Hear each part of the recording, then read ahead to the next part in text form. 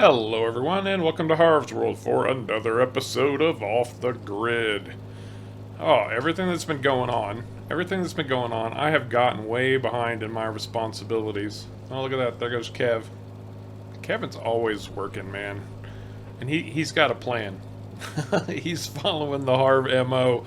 He always has a plan. Actually, our new pasture is doing quite nicely, and he asked me if he couldn't start getting it ready. Actually, he just asked me if he could build it, and I said, sure, Kev, be my guest, go right ahead. So he's been working on that. We're going to check in and see exactly what he's been doing. But man, like I said, with everything that's been going on lately, Mrs. Nelson, Lisa Helen, and the new sawmill and all of that, I have been getting behind in my duties, so I'm down here at the farm market right now trying to get this place cleaned up a little bit. I need to fill the water level and the manure up down here too. I don't know if I'm going to get to all of that today, but God knows it needs it. I'll at least get some water on all this stuff. I don't want it to die off. I need to take care of the animals today, get them all sorted out. Kevin's got stuff going on at the homestead that I should probably look into and find out what's going on. Don't get me wrong, I trust Kevin to do his job. He's very good at it too. Obviously, you have seen. However, being the guy in charge, I do need to keep track of what's going on. I'm not going to micromanage. He said he was going to do it, and I'm going to let him do it. And like I said, I'm not micromanaging him. You want to know the broad strokes when you're a manager. You want to trust your employees to do their job, which I absolutely do. You want to leave them, the ability to think for themselves, to be autonomous, but at the same time, you need to know what's going on. So if something should happen and you have to deal with it, you know what the situation is to start with. That's the whole point of being a manager. Respecting your employees, knowing what they're capable of, and being aware of the big picture so that when small problems crop up, you can handle them more easily. And I'm lucky that I've got a guy like Kevin. A guy like Kevin who can handle things on his own with no problem whatsoever. But I do like to know what is happening. When, where, why, and how. So that's it. And not every employee is the same. There are some employees that they want to be micromanaged. They want you to tell them exactly what to do, when to do it, and how to do it. And everybody's different. That's neither here nor there. Neither here nor there. Now, a little bit of an update on Lisa Helen since we brought her up. Oh, and by the way, before I get into that, Kevin did manage to get rid of that cotton harvester. Believe it or not, this is pretty ingenious on his part. He contacted an agriculture museum, and they were definitely interested in it. They bought it for a cool $25,000. So we're up a little bit more. I need to haul more wood to the sawmill. I am not going to sneak through there. I think this will do us for now. Let me try to get into this just a little bit. Probably not going to get it. Maybe just enough to make it look a little better. Yeah, that's alright. That'll do. Okay, that's enough of that. Go put this thing away. Give this stuff some water, and then go see what Kevin is up to. Ooh, that means I get to drive the farm all today. Woohoo! Lisa Helen update. Yes, I totally forgot. She's back at the homestead. She's okay. She's doing fine, but she still felt even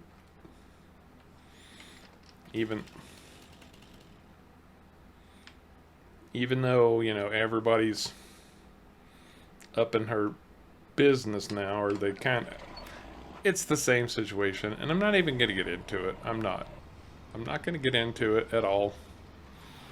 Just, she's back. I told her she could stay as long as she needs to. The real problem is she doesn't have a car anymore. So I've loaned her my pickup truck. Yes, I know, I'm far too nice. I get it. I understand. I get it. But what are you gonna do? I mean, seriously, what are you gonna do?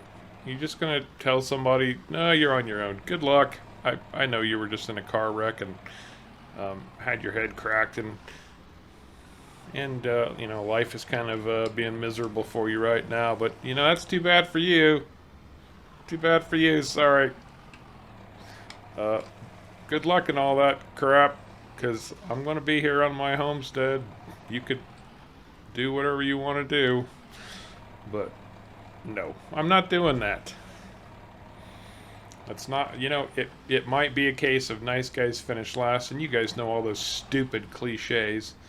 But if that's the case, then fine, I finish last. I don't care, because when I go to bed at night, I know I've done the right thing by my fellow man. Even if it's, you know, even if. That's all I'm going to say. Even if. People need help sometimes. And one of the big problems we have in the world today is that people are too busy worrying about whether they're going to get the short end of the stick to be able to help their fellow man. If we'd all pitch in once in a while and do a little bit more to help each other out, you know what? A, the world would be a better place, and B, the world would be a better place. Alright, soapbox off, done. I'm going to do what I have to do to sleep at night. And if that means letting Lisa Helen use my place for a while, then that's exactly what I'm going to do. Alright, I'm going to get these greenhouses filled with at least water for now. And then we're going to go head up and check in with Kevin and see exactly what he's managed to accomplish.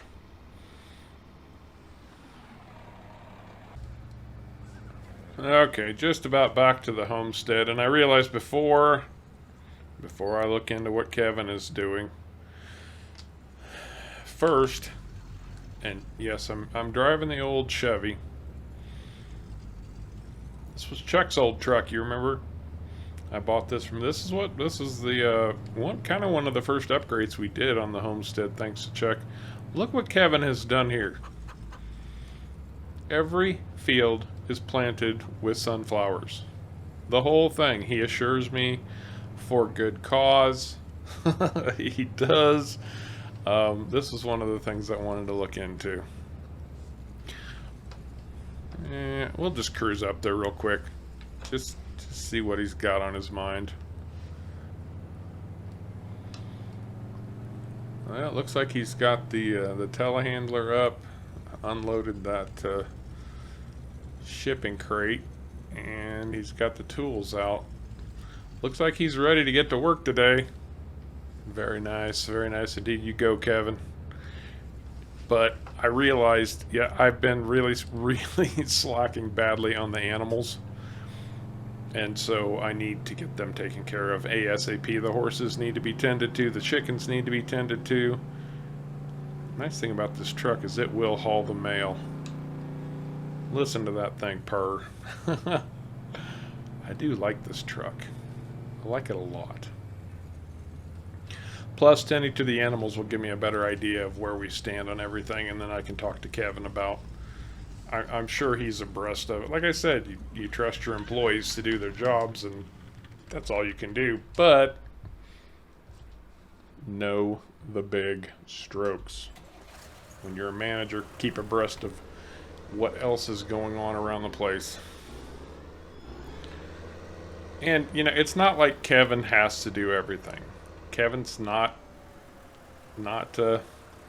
responsible for the whole operation. But I do need to start focusing more on the sawmill. But that doesn't mean that I hired him to help me, not take over for me. That's what's important to remember. Kevin is here to help, not run everything. That, you know, because you hire somebody to help doesn't mean you stop working. Well, we're getting awfully low on wheat, so I better talk to Kevin about putting in some kind of grain. We'll see where we stand when the chickens are fed here. We have a lot of bloody chickens now too, by the way. I think we're in the 70s on chickens. I might have to sell some of these guys. Careful chickens. Sorry, coming through. Coming through. My apologies.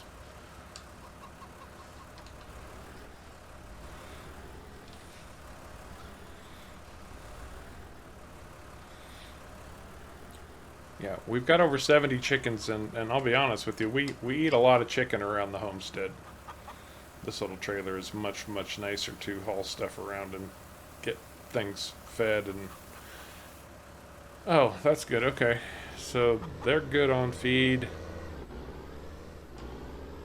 And we still have about 8,000 liters, so we're okay. We're not hurting too bad, and that's good. Good to know. Now to take care of Raster and Altoona. Get them fed up. That's part of the deal I had. Let's see. For them, we're going to need hay and straw and oats. Looks like we still have quite a bit of oats in the silo. About 21,000 liters before I filled this trailer. I don't think these guys are going to take that much. Oh, I need to get them some water too. They're going to need water.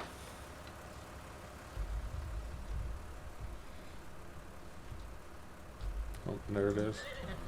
I always forget where that rope is tied off, or cable, or whatever you want to call it. Alright. Oats and straw, boys and girls. You guys don't eat your way through your grass the way the cows do. Don't move, guys. Don't move. Coming in. There we go. How much oats do you need? Probably not that much. And then again, holy shnikes, Batman. Oh, they almost took it all. Not quite. Yeah, watch out, Raster. Now that still leaves us with a good amount of oats in the silo, so we're not hurting there either. Alright, see, I knew Kevin was going to have a handle on all this. He wouldn't let us run out of animal feed.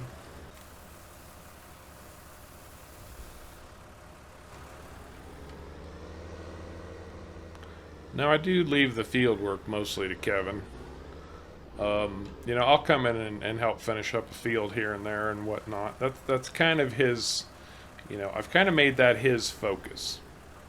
And when, you know, when it's just an issue of crops are growing and he doesn't have too much else to worry about, then he will pick up other things to do. And he's always really good, you know, like with the new pasture, you know. I didn't ask him to do that. I was more than willing to go in there and take care of it. Raster? What are you doing, brother? I guess I'm going to the wrong spot. Okay, sorry, Altoona, but I'm gonna have to push through there.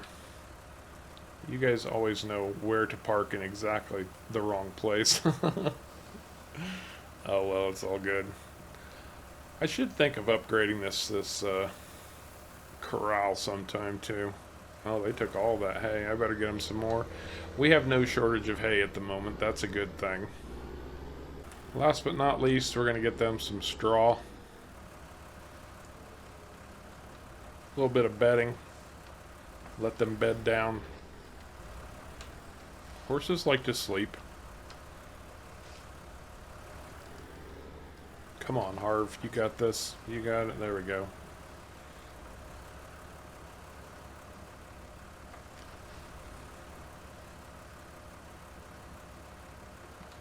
There we go. See how much they're going. We have no shortage of straw, let me tell you. There we go. Okay, outstanding. A little bit of water, and the horses will be all set. Okay, just filling up with water to give the horses their water, and then I'm going to refill this thing because if Kevin gets done with the new pasture, we are moving the cattle. We are absolutely going to move the cattle and get them over there so they've got some better forage opportunities. But we're just going to have to wait and see. And I have talked to Hugo and placed an order with him as well. And I'm going to have to check back in and see it, because if that order has come in and Kevin gets these, or the new pasture all set up and ready to go, then I can take care of Hugo's deal also. Come on. There it is. I don't think they're gonna, yeah, they didn't take much water, so this is still full enough. I don't have to worry too much about it. But at this point, I think we need to go check in with old Kevin and see exactly what he's up to.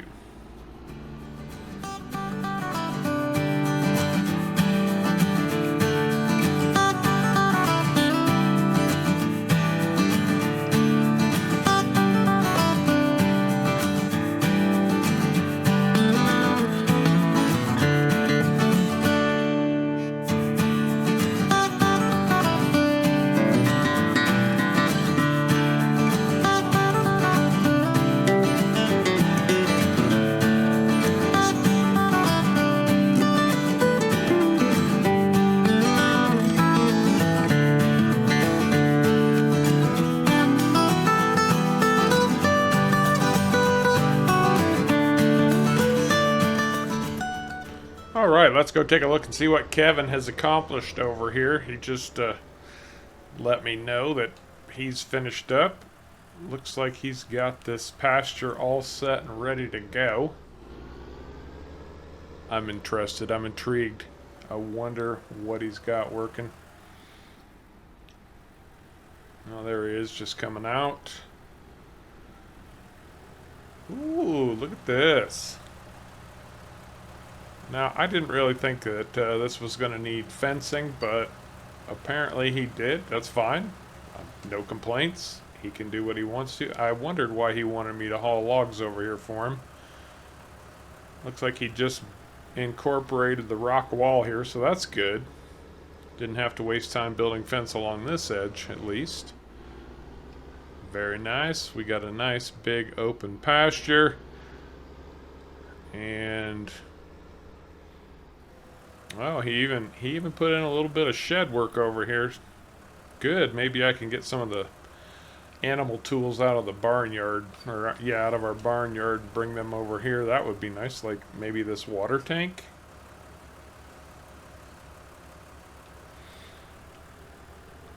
And we've got two different feed water systems here. I'll bet I know why. I know why. I know why. I do know why. Very nice indeed. And I'll tell you what, I am just going to leave this water tank over here for now, and I'm going to start moving the cows. I want to get the cows in here, and then I'm gonna make sure Hugo's available, and we will go see what he can't do to help us out also. Oh yeah, very nice indeed. Alright, first two cows heading over. Oh, look at that, our sunflowers have decided that they're ready to go also. Gonna be a busy afternoon. I'm more concerned about the animals. Worry about the sunflowers later. More concerned about getting the animals in and taken care of. That's my big goal at the moment. Come on, girls.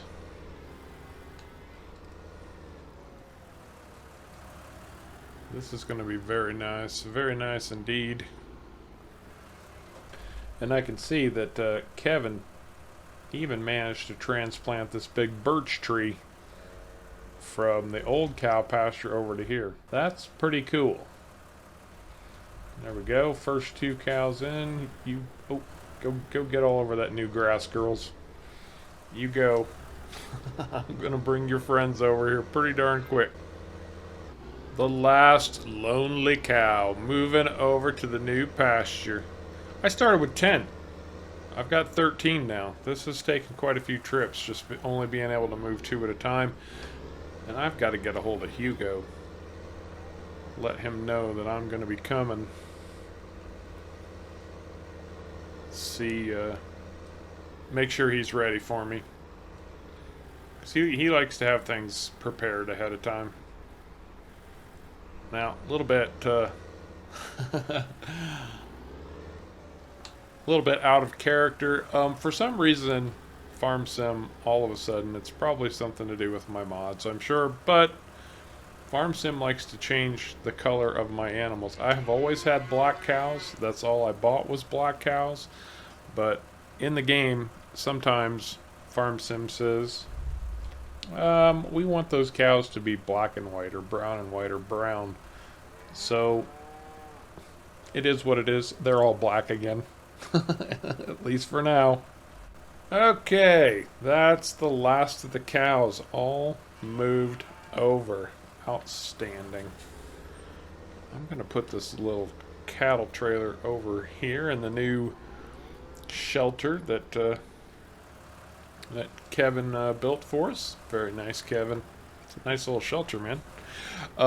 It's actually not even little. That's a good sized shelter. We could put a lot of stuff in there if we need to. Now, one thing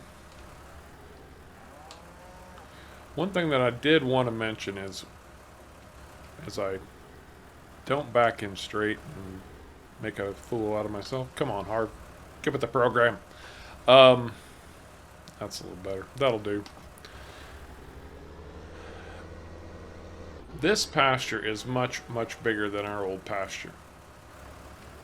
Much bigger, and in fact, based on the expected animals that we're going to have in here, I fully anticipate that the carrying capacity of the grass in here is going to keep them sustained. We are not going to run into that problem that we had before on the old path. You know, part of that was my fault, because not only were we keeping our cattle over there, but I was regularly harvesting that grass to make hay, silage, bales for Hugo, whatever was needed. And that was not optimal, not the best idea. So this we'll leave alone. This is not going to be harvested. This is just going to be for the animals to forage on. Look at this. Kevin even sunk a little well over here.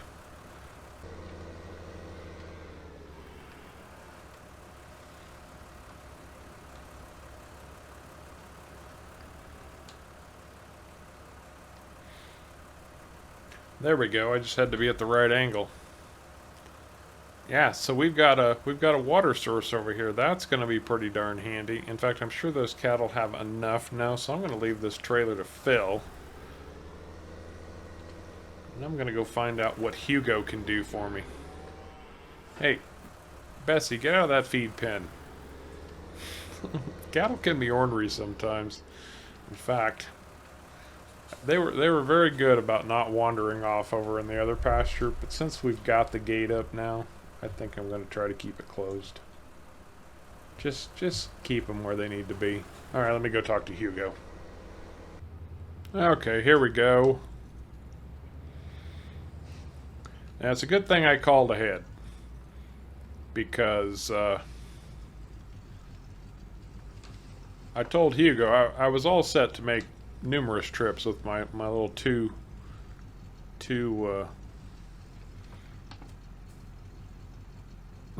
with my little two cow animal trailer, and he said, "Well, I've got some. I'll help you out. This will get you all taken care of in one fell swoop. All you got to do is bring it back." Which reminds me, he's still got my bale trailer. I need to come over and get that at some point too. So let's get these bad boys loaded up. Okay, there we go. Oh, look at them all lined up in a row. Outstanding. That's a cool $24,000 worth of sheep right there. But Hugo is paid. I don't have to worry about dealing with him. Now, there's a little bit of story that goes on here. So when I started talking to Hugo about this, I told him what I wanted. Now these guys are going to keep me from having to plant cotton. Totally going to keep me from having to plant cotton. A brilliant suggestion, I might add, from one of my subscribers.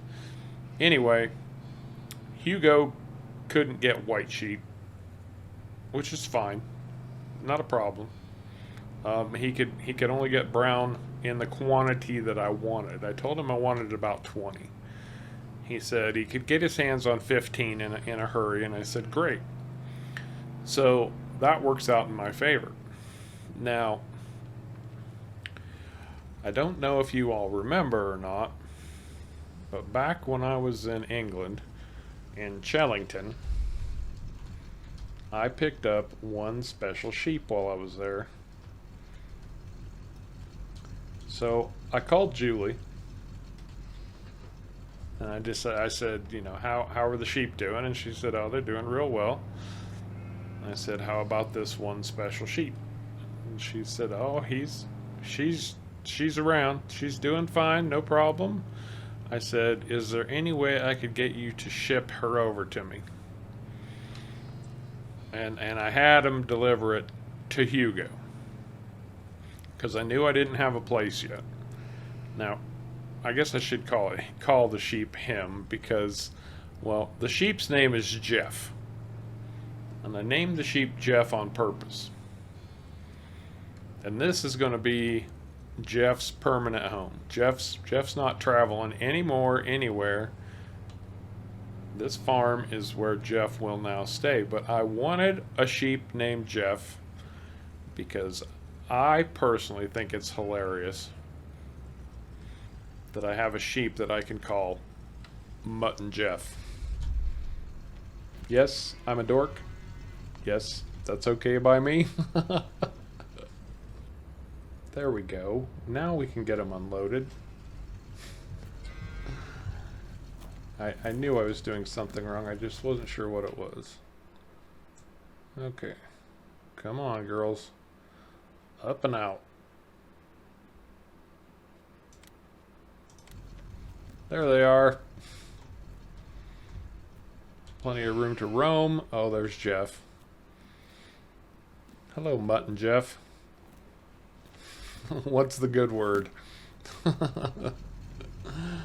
Okay. Gonna get this trailer back over to Hugo. Finish feeding up these animals. They're gonna need some care.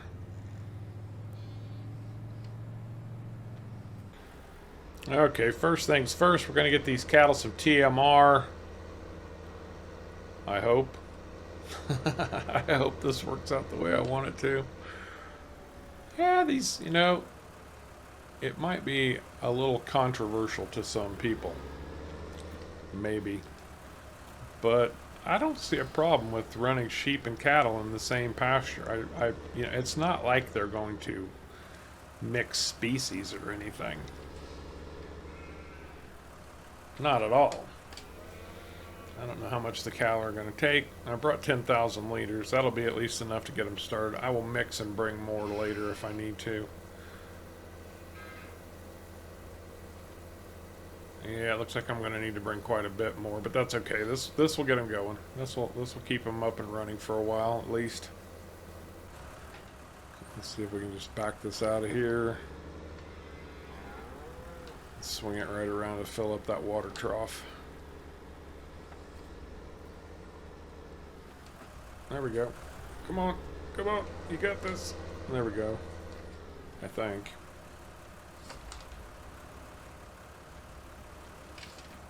Yeah, there we go. The sheep shouldn't take nearly as much water as cattle. Nope. Not even close. Very nice. That just means I can give the rest of this water to the cows, because I don't think I filled them up anyway. Did you know that cows drink 18 gallons of water a day? In the real world, cows drink 18 gallons. And we're talking about full-blown adult cows here, not calves or anything.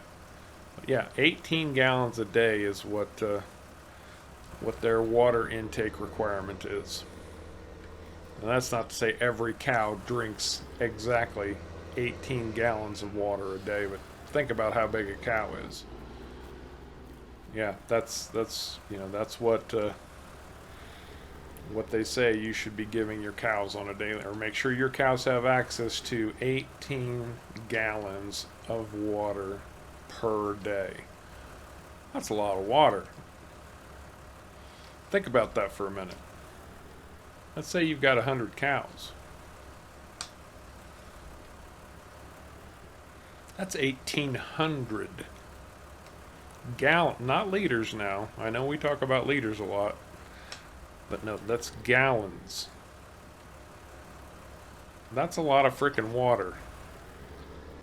Excellent. I don't know if the sheep will take all of this or not, but we're gonna give them as much as they'll take, and if they need more, I'll bring more over. That's one of the nice things about these feed trailers is you don't have to just run TMR. I mean, it mixes TMR for you, obviously, but you're not limited to that. So I could load this up with hay and bring it over and fill up the pen for sheep, because all sheep need are hay and water, or even just plain grass and water, and they're good to go. They're simple. They're not like cattle. They are going to take a lot of hay, though. Well, no, 8,000. That'll keep them going for a good long while. So the sheep are taken care of. The cattle are mostly taken care of. I will get them some more TMR, though. In fact, I should just, since I've got $4,000 in here already, I should just go make another batch of TMR, which I think is exactly what I'm going to do. We got our cattle. We've got our sheep. Getting them all sorted out. Our sunflowers, which are in abundance, Kevin. He assures me he's got a plan, though. Our sunflowers are ready to go, but we're going to do that a different day. Absolutely. And I think my chores are caught up now. Chickens are fed, horses are fed. That's going to do it for this episode of Off the Grid. I hope you enjoyed it. If you did, please remember to hit the like and subscribe buttons down below. As always, I very much appreciate you coming along for the ride. And until next time, take care.